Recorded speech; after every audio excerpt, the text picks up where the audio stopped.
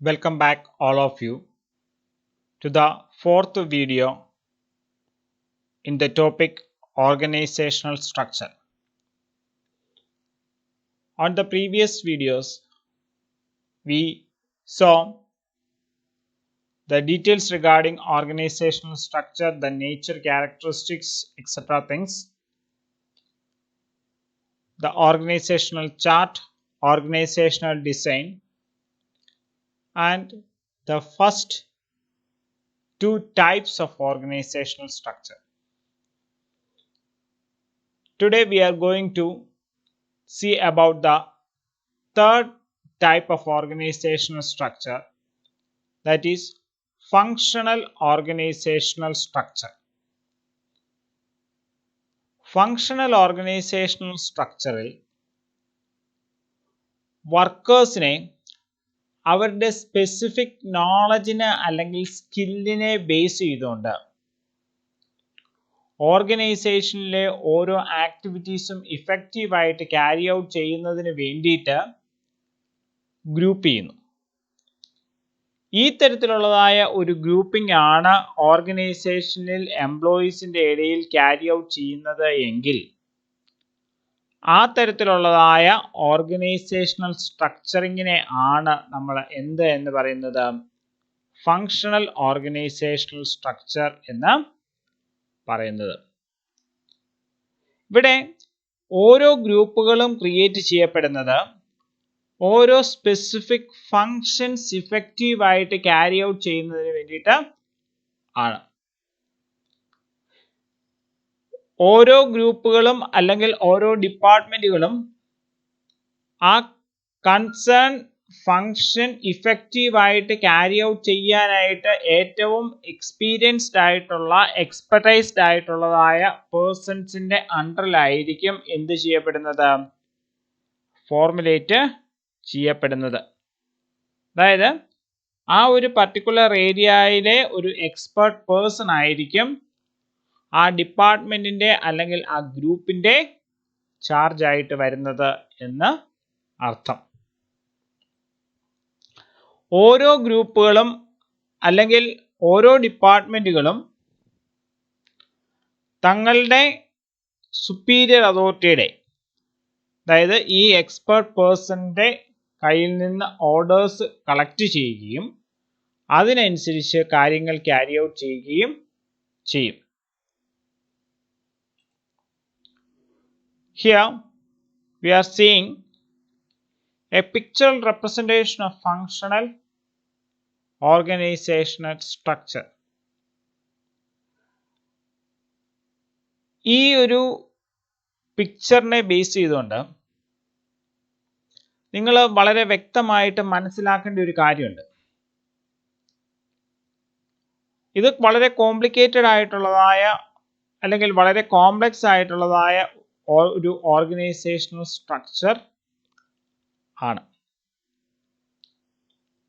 ഇവിടെ നോക്കിയാൽ അറിയാം, ഒരു ഫങ്ഷണൽ ഡിപ്പാർട്ട്മെന്റിൽ ഉള്ളതായ എല്ലാ എംപ്ലോയീസും ഒരേ ആക്ടിവിറ്റി അല്ല ക്യാരി ഔട്ട് ചെയ്യുന്നത്.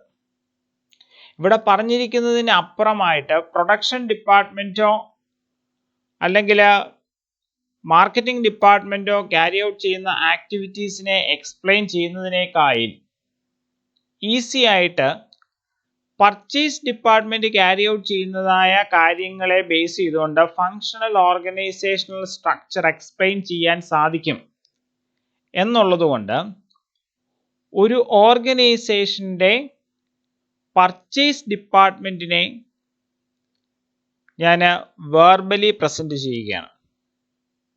ഒരു ഫങ്ഷണൽ ഡിപ്പാർട്ട്മെന്റ് പർച്ചേസ് ആക്ടിവിറ്റിക്ക് വേണ്ടിയിട്ട് എസ്റ്റാബ്ലിഷ് ചെയ്തിരിക്കുന്നതായ ആ കൺസേൺ ഡിപ്പാർട്ട്മെന്റ് കാര്യങ്ങൾ ക്യാരി ഔട്ട് ചെയ്യുന്നതിന് വേണ്ടിയിട്ട് ആ ഡിപ്പാർട്ട്മെന്റിൽ എംപ്ലോയീസിനെ സെലക്ട് ചെയ്യുമ്പോൾ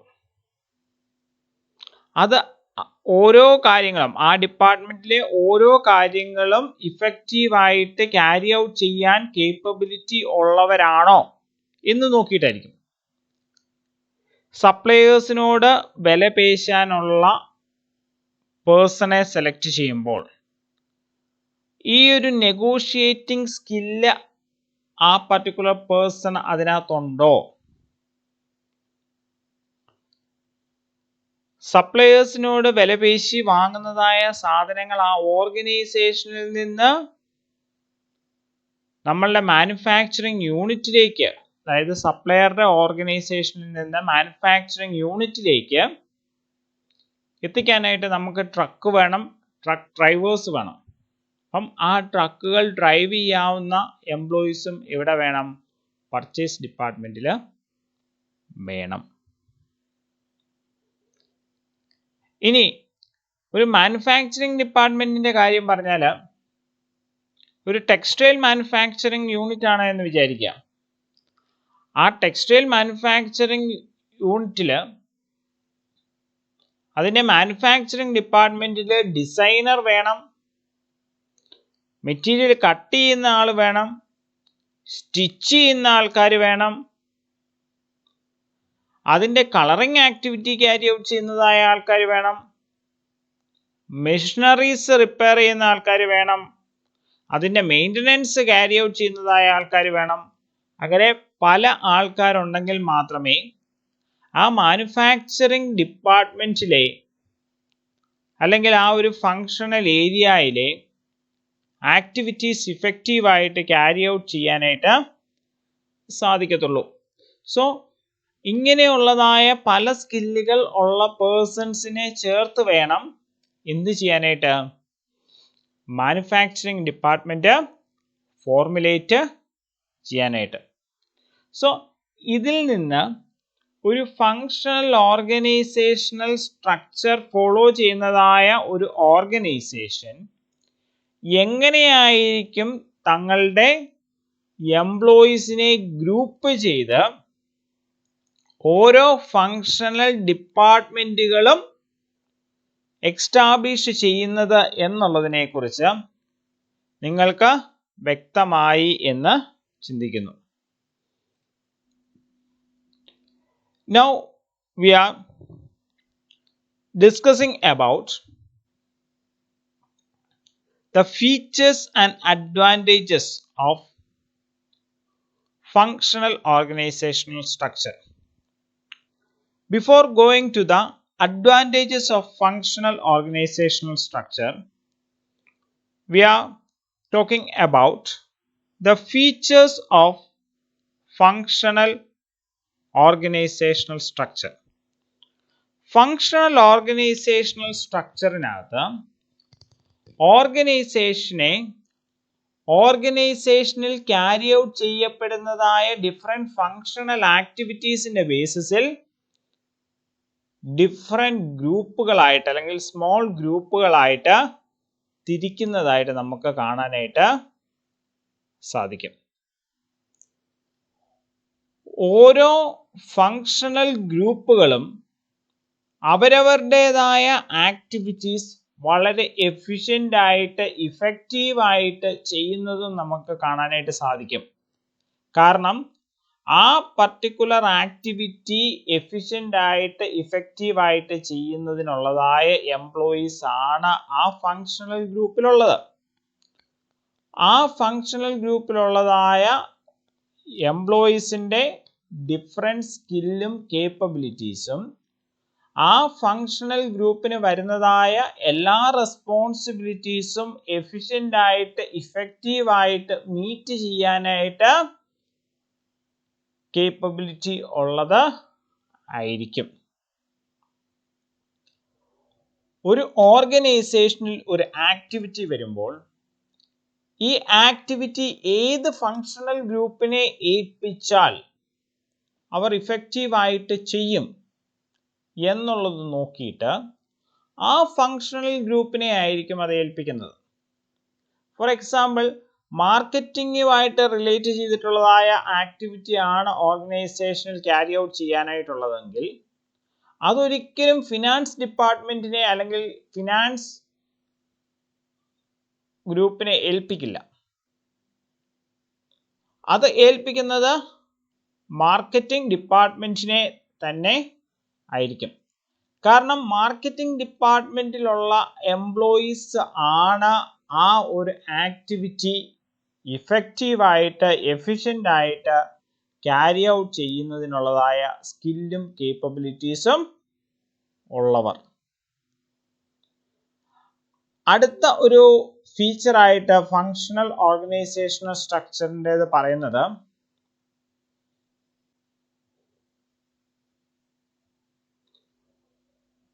ഓരോ ഫങ്ഷണൽ ഗ്രൂപ്പുകൾക്കും ഓർഗനൈസേഷൻ ഓരോ റെസ്പോൺസിബിലിറ്റീസ് ഏൽപ്പിക്കുന്നത് ആ ഫങ്ഷണൽ ഗ്രൂപ്പിൻ്റെ റോള് ആ ഓർഗനൈസേഷനിൽ എന്തായിരിക്കും അല്ലെങ്കിൽ എന്താണ് എന്നുള്ളത് നോക്കിയിട്ട് ആണ്.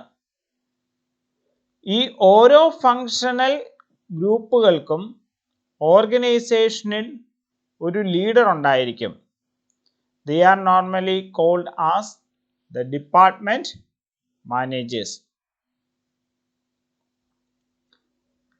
Then the next feature ആയിട്ട് functional organizational structureൽ പറയുന്നത് ഒരു ഓർഗനൈസേഷൻ സിംഗിൾ പ്രോഡക്റ്റ് അല്ലെങ്കിൽ സർവീസ് ഫോക്കസ് ചെയ്യുമ്പോൾ ആണ് ഫങ്ഷണൽ ഓർഗനൈസേഷണൽ സ്ട്രക്ചർ ഏറ്റവും ഇഫക്റ്റീവ് ആയിട്ടുള്ളത്. അല്ലെങ്കിൽ നമ്മൾക്ക് പറയാനായിട്ട് സാധിക്കും ഓർഗനൈസേഷനിലെ പ്രൊഡക്ഷൻ ഡിപ്പാർട്ട്മെന്റുകളെ തന്നെ നമ്മൾ എന്ത് ചെയ്യുന്നു, ഡിഫറെന്റ് ഗ്രൂപ്പുകളായിട്ട് തിരിക്കുന്നു. ഈ ഓരോ ഗ്രൂപ്പുകളും ഓരോ സ്പെസിഫിക് പ്രോഡക്റ്റുകൾ ഫോക്കസ് ചെയ്യുന്നു. ഫോർ എക്സാമ്പിൾ, ഈസ്റ്റേൺ കറി പൗഡറിൽ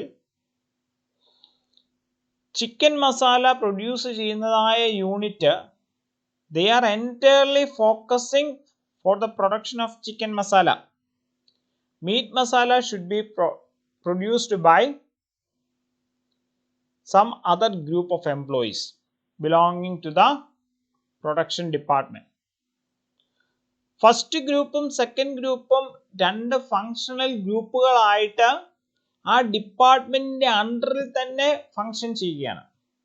ഒന്നെങ്കിൽ അങ്ങനെ നിലനിർത്തുന്നു, അല്ലെന്നുണ്ടെങ്കിൽ ഒരൊറ്റ സിംഗിൾ പ്രോഡക്റ്റിനെ മാത്രം ഫോക്കസ് ചെയ്ത് ഗ്രൂപ്പുകൾ തങ്ങളുടെ ഗ്രൂപ്പ് ആക്ടിവിറ്റീസ് ക്യാരി ഔട്ട് ചെയ്യുന്നു. Then the next topic എന്ന് പറയുന്നത് advantages of functional organizational structure ആണ്. ഇവിടെ നമുക്ക് ഫസ്റ്റ് അഡ്വാൻറ്റേജ് ആയിട്ട് പറയാൻ സാധിക്കുന്നത് നമ്മൾ നേരത്തെ പറഞ്ഞതായ കാര്യങ്ങളാണ്. അതായത് ഫങ്ഷണൽ ഓർഗനൈസേഷണൽ സ്ട്രക്ചറിനകത്ത് എംപ്ലോയീസിനെ അവരുടെ സ്കില്ലിനെയും നോളജിനെയും ബേസ് ചെയ്തുകൊണ്ട് ആ സ്കില്ലും നോളജും എന്ത് ആക്ടിവിറ്റിക്കാണോ ആവശ്യമുള്ളത് ആ ആക്ടിവിറ്റി ക്യാരി ഔട്ട് ചെയ്യുന്നതായ ഗ്രൂപ്പുകളിലേക്കാണ് അലോക്കേറ്റ് ചെയ്യുന്നത്. അതുകൊണ്ട് തന്നെ ഓരോ ഫങ്ഷണൽ ഗ്രൂപ്പുകളുടെയും പെർഫോമൻസ് എന്ന് പറയുന്നത് ഹൈ ലെവൽ പെർഫോമൻസ് ആയിരിക്കും. ഒരു ഫങ്ഷണൽ ഓർഗനൈസേഷണൽ സ്ട്രക്ചർ ഫോളോ ചെയ്യുന്നതായ ഓർഗനൈസേഷനിൽ ഓരോ ഫങ്ഷണൽ ഗ്രൂപ്പുകളുടെയും ആ ഫങ്ഷണൽ ഗ്രൂപ്പിലുള്ളതായ ഓരോ എംപ്ലോയീസിൻ്റെയും റോൾസും റെസ്പോൺസിബിലിറ്റീസും എന്തെല്ലാമാണ് എന്നുള്ളതിനെ കുറിച്ച് വളരെ വ്യക്തമായിട്ട് ഫിക്സ് ചെയ്തിട്ടുണ്ടായിരിക്കും. അതുകൊണ്ട് തന്നെ ഓരോ എംപ്ലോയിയും തൻ്റെ ഡ്യൂട്ടികൾ എത്രമാത്രം എഫിഷ്യൻസിയോടുകൂടി ഇഫക്റ്റീവ്നെസ്സോടുകൂടി കംപ്ലീറ്റ് ചെയ്തു എന്നുള്ളതിനെ കുറിച്ച് ഓർഗനൈസേഷന് വളരെ വ്യക്തമായിട്ട് മനസ്സിലാക്കാനായിട്ട് സാധിക്കും. ഫങ്ഷണൽ ഓർഗനൈസേഷണൽ സ്ട്രക്ചറിൽ ഹൈറാർക്കി വളരെ ക്ലിയർ ആണ്. അതുകൊണ്ട് തന്നെ നമുക്ക് ഓർഗനൈസേഷനിലെ കമ്മ്യൂണിക്കേഷൻ ആക്ടിവിറ്റി ക്യാരി ഔട്ട് ചെയ്യാനായിട്ട് മൾട്ടിപ്പിൾ കമ്മ്യൂണിക്കേഷൻ ചാനൽസ് ക്രിയേറ്റ് ചെയ്യേണ്ട സാഹചര്യം ഉണ്ടാകുന്നില്ല. ഫങ്ഷണൽ ഓർഗനൈസേഷണൽ സ്ട്രക്ചറിൽ ഹൈറാർക്കി വളരെ ക്ലിയർ ആയതുകൊണ്ട് തന്നെ കമ്മ്യൂണിക്കേഷൻ ഫ്രിക്ഷൻലെസ് ആയിട്ട്, അതായത് യാതൊരു തടസ്സവുമില്ലാതെ ഡിപ്പാർട്ട്മെന്റുകൾക്കകത്തെ കമ്മ്യൂണിക്കേഷൻ ആക്ടിവിറ്റി ഇഫക്റ്റീവായിട്ട് ക്യാരി ഔട്ട് ചെയ്യാനായിട്ട് ഓർഗനൈസേഷന് സാധിക്കും. അടുത്ത അഡ്വാൻറ്റേജ് ആയിട്ട് പറയുന്നത് ഡ്യൂപ്ലിക്കേഷൻ ഓഫ് വർക്ക് ഓർഗനൈസേഷനിൽ നിന്ന് അവോയ്ഡ് ചെയ്യാനായിട്ട്. അതായത് പല ഗ്രൂപ്പുകൾ സെയിം വർക്കുകൾ ഓർഗനൈസേഷന് വേണ്ടിയിട്ട് ക്യാരി ഔട്ട് ചെയ്യുന്ന ആക്ടിവിറ്റി, ശരിക്കും ഒരു ഓർഗനൈസേഷൻ ആവശ്യമായിട്ടുള്ളതായ ഒരു കാര്യം ആ ഓർഗനൈസേഷനിലുള്ള ഒരു ഗ്രൂപ്പ് ചെയ്താൽ മതി. പല ഗ്രൂപ്പുകൾ സെയിം കാര്യം വീണ്ടും വീണ്ടും ചെയ്യുക എന്ന് പറയുമ്പോൾ അത് ഓർഗനൈസേഷനിലെ റിസോഴ്സുകളെ നെഗറ്റീവായിട്ട് അഫക്റ്റ് ചെയ്യും. ഈ ഒരു സാഹചര്യം ഒഴിവാക്കാനായിട്ട് ഫങ്ഷണൽ ഓർഗനൈസേഷൻ സ്ട്രക്ചർ ഫോളോ ചെയ്യുന്നതിലൂടെ സാധിക്കും. ഓരോ ഡിപ്പാർട്ട്മെന്റുകൾക്കും ഡെഫിനിറ്റ് ആയിട്ടുള്ളതായ റെസ്പോൺസിബിലിറ്റീസും ആ റെസ്പോൺസിബിലിറ്റീസ് ഡിസ്ചാർജ് ചെയ്യുന്നതായ കാര്യത്തിലും ആയിരിക്കും ആ കൺസേൺ ഡിപ്പാർട്ട്മെന്റ് അല്ലെങ്കിൽ ഫങ്ഷണൽ ഗ്രൂപ്പിന്റെ ഫോക്കസും. Then the next advantage എന്ന് പറയുന്നത് എംപ്ലോയീസിന് ഒരു സെക്യൂരിറ്റി ഫീലിംഗ്. കാരണം തങ്ങൾക്ക് ഏറ്റവും എഫിഷ്യൻസിയോടുകൂടി ചെയ്യാൻ സാധിക്കുന്ന, തങ്ങൾക്ക് ഏറ്റവും സ്കില്ലുള്ള നോളജ് ഉള്ള ഏരിയയിൽ ആയിരിക്കും അവരെന്ത് ചെയ്യുന്നത്, അവരുടെ ആക്ടിവിറ്റി ക്യാരി ഔട്ട് ചെയ്യുന്നത്. സോ ഫിയർലെസ് ആയിട്ട് കാര്യങ്ങൾ ക്യാരി ഔട്ട് ചെയ്യാനായിട്ട് എംപ്ലോയീസിന് സാധിക്കുന്നു. കാരണം എഫിഷ്യൻസിയോടുകൂടി കാര്യങ്ങൾ ക്യാരി ഔട്ട് ചെയ്യുമ്പോൾ എംപ്ലോയീസിന് തന്നെ ഒരു ഫീലിങ്സ് ഉണ്ടാകുന്നുണ്ട്, they are something in that organization. So ആ ഫീലിംഗ് അവരിലൊരു സെൽഫ് വാല്യൂ ക്രിയേറ്റ് ചെയ്യും. ഞങ്ങൾ ഈ ഓർഗനൈസേഷൻ്റെ അത്യന്താപേക്ഷിതമായ ഘടകമാണ്. സോ ഈ ഒരു സെൽഫ് വാല്യൂ ക്രിയേഷൻ അവരെ ഓർഗനൈസേഷൻ മെയിൻറ്റെയിൻ ചെയ്യും എന്നുള്ളതായ തോട്ട് അവരിൽ ജനറേറ്റ് ചെയ്യുന്നതിന് കാരണം ആകുന്നു. ഈ ഒരു സെക്യൂരിറ്റി ഫീലിങ്സ് ആ എംപ്ലോയീസിനെ ആ ഓർഗനൈസേഷനോട് കൂടുതൽ ലോയലായിട്ട് പെർഫോം ചെയ്യുന്നതിന് വേണ്ടിയിട്ട്, അതിലൂടെ ഓർഗനൈസേഷൻ്റെ എഫിഷ്യൻസി കൂടുന്നതിനും കാരണം ആകുന്നു. അനദർ അഡ്വാൻറ്റേജ് ആയിട്ട് ഫങ്ഷണൽ ഓർഗനൈസേഷണൽ സ്ട്രക്ചറിനകത്ത് പറയുന്നത് ഓരോ എംപ്ലോയീസിനും വളരെ ക്ലിയർ ആയിട്ടുള്ള കരിയർ ഗ്രോത്ത് പാത്ത് ക്രിയേറ്റ് ചെയ്യാനായിട്ട് ഫങ്ഷണൽ ഓർഗനൈസേഷൻ സ്ട്രക്ചർ ഹെൽപ്ഫുൾ ആകുന്നു. അതോടൊപ്പം തന്നെ വിതിൻ ദ ഡിപ്പാർട്ട്മെന്റ് എംപ്ലോയീസ് തമ്മിലുള്ളതായ കോഓപ്പറേഷൻ ഡെവലപ്പ് ചെയ്യാനായിട്ടും അല്ലെങ്കിൽ എക്സലൻ്റ് ആക്കാനായിട്ടും ഫങ്ഷണൽ ഓർഗനൈസേഷണൽ സ്ട്രക്ചർ ഓർഗനൈസേഷനെ ഹെൽപ്പ് ചെയ്യുന്നു. Now we are looking to the disadvantages of functional organizational structure. First disadvantage is lack of discipline.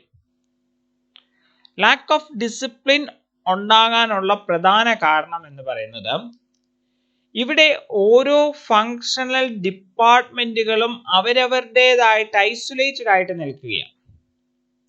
So they think that's their work area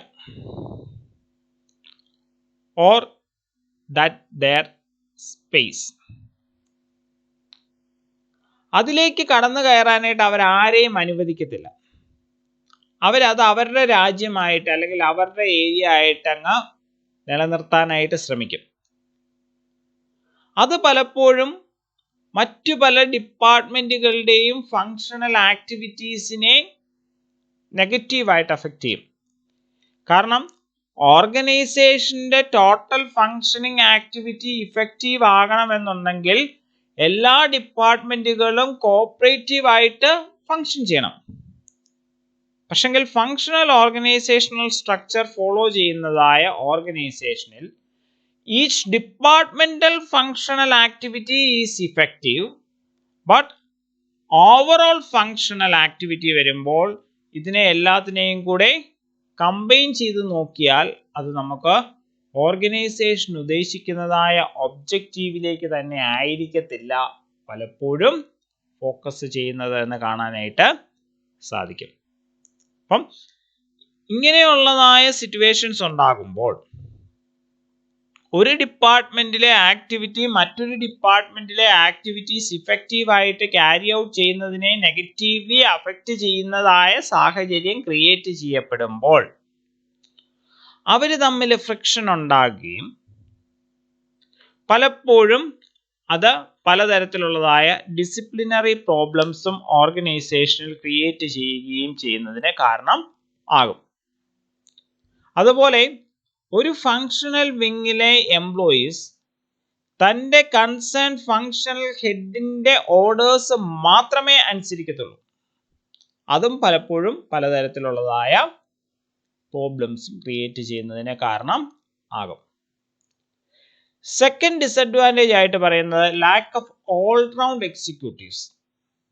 അതായത് all round എക്സിക്യൂട്ടീവ്സിൻ്റെ അഭാവം ഓർഗനൈസേഷനിൽ create ചെയ്യപ്പെടുന്നു. കാരണം functional organizational സ്ട്രക്ചറിൽ work ചെയ്യുന്നതായ ഒരു എംപ്ലോയിയെ സംബന്ധിച്ചിടത്തോളം ആ കൺസേൺ ഫങ്ഷണൽ ഏരിയ, അതായത് ആ എംപ്ലോയി ഏത് ഫങ്ഷണൽ ഏരിയയിലാണോ ഇൻക്ലൂഡ് ചെയ്തിരിക്കുന്നത് ആ ഫങ്ഷണൽ ഏരിയയുടെ പെർഫോമൻസ് മാത്രമേ അദ്ദേഹത്തിന് അറിയത്തുള്ളായിരിക്കും. ബാക്കിയുള്ളതായ ഓർഗനൈസേഷനിലെ ഫങ്ഷണൽ ഡിപ്പാർട്ട്മെന്റുകളുടെ പെർഫോമൻസ് എഫിഷ്യൻസി എത്രമാത്രമാണ് എന്നുള്ളതിനെ കുറിച്ച് അദ്ദേഹത്തിന് യാതൊരു ഐഡിയയും ഉണ്ടാകത്തില്ല. So lack of all round executives is A major problem faced by functional organizational structure following organization. Then the third one is lack of speed. Functional organizational സ്ട്രക്ചറിൽ പലപ്പോഴും ഡിലേയ്സ് ഒക്കർ ചെയ്യാനായിട്ടുള്ളതായ പോസിബിലിറ്റി വളരെ കൂടുതൽ ആണ്. കാരണം ഇവിടെ ആക്ടിവിറ്റീസ് ക്യാരി ഔട്ട് ചെയ്യുമ്പോൾ ആ concern functional ഏരിയയിലുള്ള എല്ലാവരുടെയും ഒപ്പീനിയൻസ് ഒക്കെ എടുത്തിട്ടായിരിക്കും കാര്യങ്ങൾ ക്യാരി ഔട്ട് ചെയ്യുന്നത്. സോ അതുകൊണ്ട് തന്നെ പലപ്പോഴും ഡിലേ ഒക്കർ ചെയ്യാനായിട്ടും അതിലൂടെ ഉദ്ദേശിക്കുന്നതായ ഒബ്ജക്റ്റീവിലേക്ക് എത്തിച്ചേരാൻ പറ്റാതെയും വരാറുണ്ട്. Then the next one എന്ന് പറയുന്നത് കോൺഫ്ലിക്റ്റ്. ഫങ്ഷണൽ ഓർഗനൈസേഷണൽ സ്ട്രക്ചറിൽ വിതിൻ ദ ഫങ്ഷണൽ ഡിപ്പാർട്ട്മെന്റ് ഓരോ എംപ്ലോയീസും അവരവരുടെ കാര്യങ്ങൾക്കകത്ത് എക്സ്പെർട്ട് ആയിരിക്കും. So they have their own opinions regarding their functional activities. ഇങ്ങനെ ഓരോരുത്തർക്കും അവരവരുടെ ഒപ്പീനിയൻസ് ഉണ്ടാകുമ്പോൾ നോർമലി കോൺഫ്ലിക്റ്റ് ഉണ്ടാവും. Then the second part എന്ന് പറയുന്നത് ഒരു ഫങ്ഷണൽ ഡിപ്പാർട്ട്മെന്റും മറ്റൊരു ഫങ്ഷണൽ ഡിപ്പാർട്ട്മെന്റും തമ്മിൽ, ഫോർ എക്സാമ്പിൾ മാർക്കറ്റിംഗ് ഡിപ്പാർട്ട്മെന്റും HR ഡിപ്പാർട്ട്മെന്റും തമ്മിൽ, മാർക്കറ്റിംഗ് ഡിപ്പാർട്ട്മെന്റും ഫിനാൻസ് ഡിപ്പാർട്ട്മെന്റും തമ്മിൽ, പ്രൊഡക്ഷൻ ഡിപ്പാർട്ട്മെന്റും ഫിനാൻസ് ഡിപ്പാർട്ട്മെന്റും തമ്മിൽ ഓക്കെ പല കാര്യങ്ങൾക്കകത്തും അഭിപ്രായ വ്യത്യാസങ്ങൾ ഉണ്ടാകാനായിട്ട് ഫങ്ഷണൽ ഓർഗനൈസേഷൻ സ്ട്രക്ചർ ഫോളോ ചെയ്യുന്നതിന് കാരണം ആകാറുണ്ട്. നെക്സ്റ്റ് ഡിസഡ്വാൻറ്റേജ് ആയിട്ട് പറയുന്നത് ലാക്ക് ഓഫ് ഡെഫിനിറ്റ് റെസ്പോൺസിബിലിറ്റി. ഓരോ എംപ്ലോയീസിൻ്റെയും റെസ്പോൺസിബിലിറ്റീസ് കൃത്യമായി സ്പെസിഫൈ ചെയ്യുന്നതിനകത്ത് പല പ്രോബ്ലംസും ഉണ്ടാകാറുണ്ട് എന്നുള്ളതായ ഒരു അഭിപ്രായം ഫങ്ഷണൽ ഓർഗനൈസേഷണൽ സ്ട്രക്ചറിലെ ചില മാറ്റേഴ്സിനെ ഫോക്കസ് ചെയ്ത് നമ്മൾക്ക് ആർഗ്യൂ ചെയ്യാനായിട്ട് സാധിക്കും. Then the second last disadvantage ആയിട്ട് ഇവിടെ പറഞ്ഞിരിക്കുന്നത് ലാക്ക് ഓഫ് കോർഡിനേഷൻ.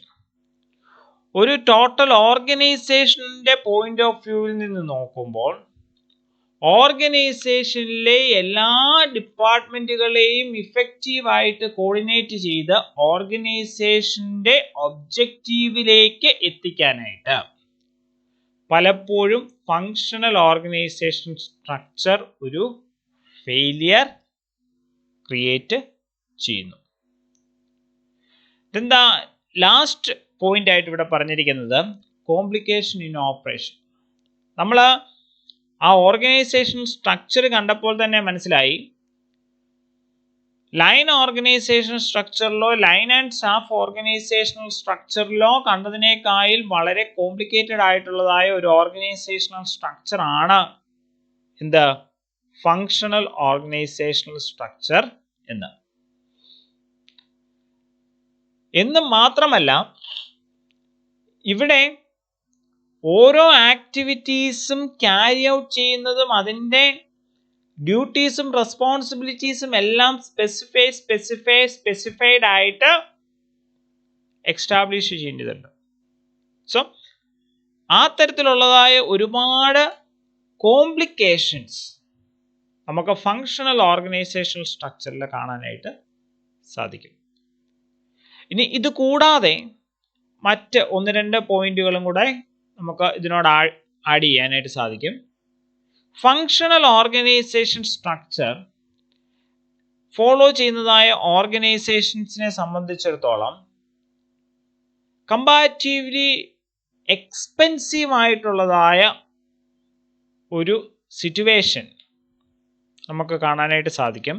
കാരണം ഓരോ ഏരിയയിലും സ്പെഷ്യലൈസ്ഡ് ആയിട്ടുള്ളതായ പേഴ്സൺസിനെ ഉൾക്കൊള്ളാനായിട്ടുള്ളതായ ഒരു പോസിബിലിറ്റി എവിടെ ക്രിയേറ്റ് ചെയ്യുന്നുണ്ട്? ഫങ്ഷണൽ ഓർഗനൈസേഷണൽ സ്ട്രക്ചറിൽ ക്രിയേറ്റ് ചെയ്യുന്നുണ്ട്. എങ്കിൽ മാത്രമേ അത് ഇഫക്റ്റീവ് ആൻഡ് എഫിഷ്യൻറ്റ് ആകുകയും ഉള്ളൂ. So high level of expense incur ചെയ്യപ്പെടാം എന്നുള്ളതും ചെറിയ ഓർഗനൈസേഷൻസിനെ സംബന്ധിച്ചിടത്തോളം ഈ തരത്തിലുള്ളതായ ഒരു ഫങ്ഷണൽ ഓർഗനൈസേഷണൽ സ്ട്രക്ചർ ഫോളോ ചെയ്യാൻ സാധിക്കില്ല എന്നുള്ളതും ഫങ്ഷണൽ ഓർഗനൈസേഷൻ സ്ട്രക്ചറിൻ്റെ മറ്റ് രണ്ട് ഡിസഡ്വാൻറ്റേജസ് ആണ്. സോ ഇത്രയും പറഞ്ഞതിൽ നിന്ന് ഫങ്ഷണൽ ഓർഗനൈസേഷൻ സ്ട്രക്ചറിനെ കുറിച്ചും അതിൻ്റെ ഫീച്ചേഴ്സിനെ കുറിച്ചും അഡ്വാൻറ്റേജസിനെ കുറിച്ചും ഡിസഡ്വാൻറ്റേജസിനെ കുറിച്ചും നിങ്ങൾക്ക് വ്യക്തമായ ഐഡിയ ക്രിയേറ്റ് ചെയ്യപ്പെട്ടു എന്ന് കരുതുന്നു. Thank you.